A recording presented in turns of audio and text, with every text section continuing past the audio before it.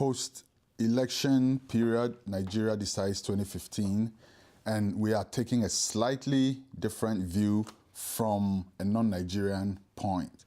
We have on the line right now Dr. John Osae-Kwapong to give us a West African or perhaps an international view of General Buhari's victory in the Nigerian election.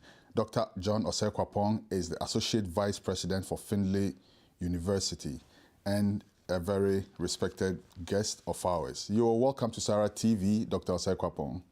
Thank you once again, Senior Gracie. Okay, Doctor, so General Buhari has won the election after a very grueling campaign period and all of that. How is Africa taking all of this? I think if you follow the post-election commentary, you can tell that generally the sentiment is one of a positive reception. I think most people are generally happy for the outcome of the election, particularly in terms of the speed with which Goodluck Jonathan accepted the results and congratulated General Buhari. So far, there's no indication of any post-election skirmishes or violence, which is one of the things that people were very worried about when they looked at everything that was going on prior to the election day, the postponement, the heightened tensions. I think where we saw news of people trying to quote unquote get out of Nigeria just right before the election. So I think the reception is positive. I'm sure that everybody is generally happy that peaceful outcome, peaceful post-election scenario, and I think everybody is there. The sentiment is generally one of we are glad that overall things went well in Nigeria. Okay, Doctor, you mentioned President Jonathan's early concession, which has really been a discussion point for a while now. He's received a whole lot of acclaim for that one act that he did. Do we really need to give him credit? I think if you put it within the larger context of what sometimes does happen when we have elections in the sub-Saharan African region, then yes, I think a pat on the shoulder, a pat on the back is very appropriate. Now, is that something that you are supposed to do and expected to do if you lose an election? Yes. But again, if you put it within the context of some of the tensions, some of the refusal to accept results, some of the challenges that we mount to election results in the sub-Saharan African region, I think the speed with which Goodluck Jonathan accepted the results even gave the election a lot of the credibility that it needed.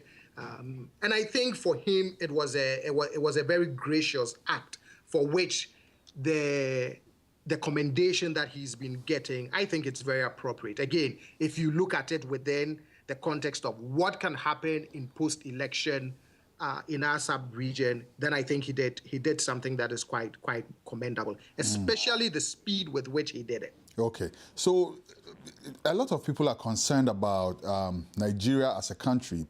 Before the elections, a lot of people were considering Nigeria an almost failed state. Yes. With a litany of issues, yes. Security, the economy, corruption, unemployment, the whole lot of it. Now that the tide has changed, what should Nigerians expect?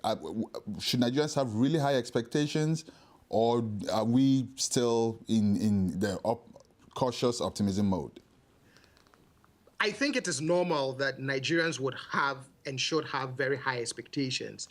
If you look at all the sentiments towards the Goodluck administration, some of the concerns about the economy, some of the concerns about corruption, if you interpret the vote as a rejection of the approach to good governance or lack thereof by Goodluck Jonathan, and if you look at the election results as a repudiation of Goodluck Jonathan, then yes, Nigerians have every right. And those of us who observe politics around the continent have every right to have very high expectations. You hope that General Buhari would be able to, turn things around, change things around. Now, I know that change doesn't happen overnight, and I know that miracles don't happen overnight, but at least the general sentiment of we expect better, we want to see good things,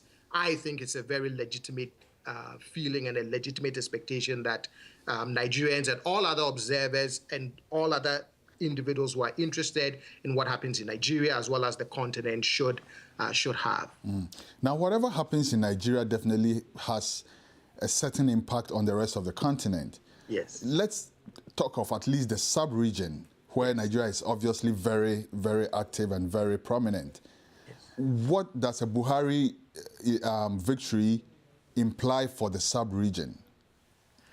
I think it will depend on what happens when he officially gets into office and how he begins to approach relationships with other countries in the sub-region. Nigeria is a very major player in the sub-region, and therefore, whatever policies that General Buhari would pursue would have both socio-economic implications for the countries in the sub-region. But at this point, we can hope that it would be things in a very positive direction, that Nigeria would continue to remain a major player in the region during his administration. But I think at this point, it's a little too early to tell exactly how all of this will play out until he's officially in office and begins to make major moves in terms of what he is going to do with regards to how Nigeria relates to the other countries in the sub-region. So I think we have to adopt a wait and see against the backdrop of hoping that it would still be positive relationships, with the rest of the continent. Okay. Now, General Buhari is a one-time head of state, a military leader of Nigeria. And before the election, some of the stuff we were hearing was that he was not that democratic, having served as a military, quote-unquote, dictator. The man has said that he has embraced democracy. Indeed, he says Nigeria has embraced democracy. Per your assessment, are you convinced that he's going to be able to completely metamorphose into a very democratic civilian leader? I really hope so. And I also believe that just as in life in general, in politics, there's also political redemption. So he may have been a military ruler once and may have governed in a particular way with a particular style as a military ruler.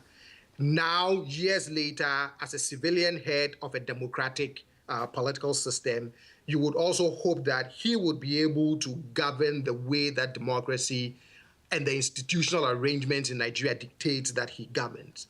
I know, given his background, people would still be very skeptical. The same thing happened with Jerry Rawlings in Ghana. After so many years as a military ruler, I know that there were serious concerns about how he would govern as a civilian. And yes, in the case of Ghana, there were times where you would see some of those tendencies in President Rawlings emerging. But overall, I think the institutions were still able to hold him in good check. So in the case of Nigeria, I sincerely believe and I sincerely hope that General Buhari would be able to govern as a civilian head of state, having shared his old military ways. And hopefully the democratic institutions of Nigeria are strong enough that even if he should have temptations once in a while where the old self may emerge, that the institutions will be strong enough to tame that old self. But I take his word for it, and again, it's my hope and expectation that he will be able to govern and govern well as a civilian leader. We really appreciate your time so much, Dr. John Osae-Kwapong. Before you go, though, in a word or two, who should really take the credit for this historic election? INEC, the president, the people of Nigeria, who really takes the credit for this remarkable election? I think all of them deserve praise, but the most praise, I think, goes to the people of Nigeria primarily, and then the role that the INEC played to ensure that the election was free and fair. Thank you so much, Dr. John Osae-Kwapong. We really appreciate your time. You're welcome. Okay, Dr. John Osae-Kwapong is the Associate Vice President for Findlay University. Stay tuned, Sahara TV.